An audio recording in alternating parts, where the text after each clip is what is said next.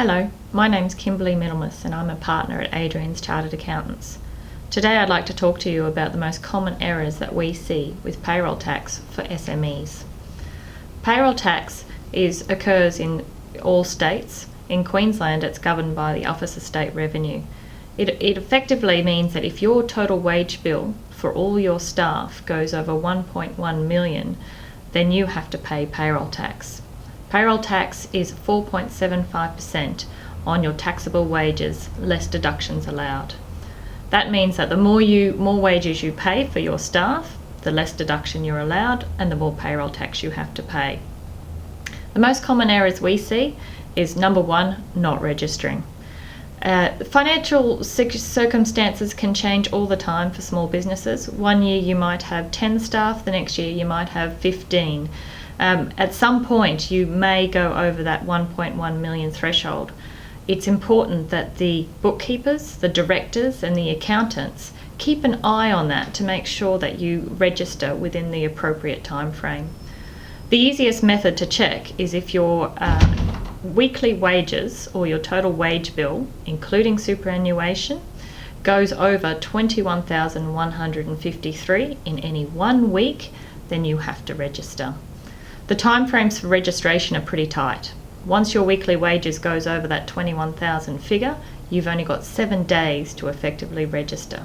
Registration is all done online, electronically, so you go onto the OSR website and do your online registration. The second error we see a lot of is not including the right amounts in your payroll tax. As mentioned previously, it does include superannuation.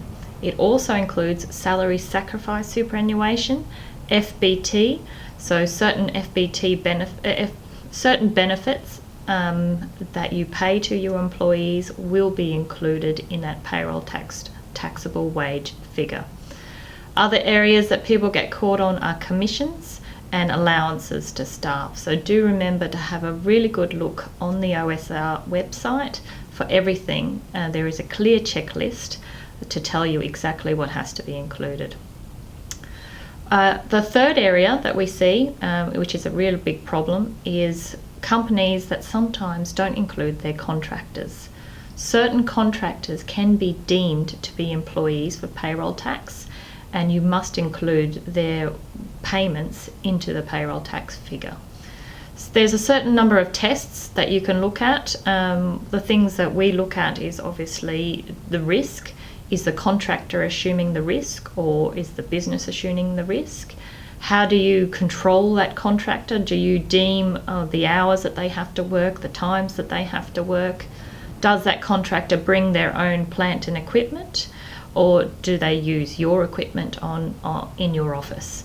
So if you have a look on the website, again, there is a really long list, or you can refer to our website for my full article on some of those tests for whether your contractors are really employees for payroll tax. The fourth area in regards to deadlines and lodgement, as I said previously, you've got 7 days after your taxable wages go over 21,000 to register online. Your payroll tax is payable monthly and has to be paid 7 days after the end of each month, and you have to lodge an annual payroll tax return, and that is due 21 days after the end of the financial year. Very tight time frames, so you have to keep an eye on it. The last point that I wanted to discuss was grouping, and this is a common error that a lot of small businesses make, is specifically when they have multiple entities or multiple companies that they're dealing with. The grouping rules effectively can link businesses that are owned by the same group of people into one to make sure that you have to pay payroll tax on both. So if you're paying 500,000 in wages in one company and another 650,000 in a separate company, but the control of both those companies is majority the same, you have to register and pay for payroll tax. So in summary, be proactive about it. Make sure that you're checking your wages on a regular basis, and if you do go over the threshold, register straight away and be upfront with the Office of State Revenue. Thank you.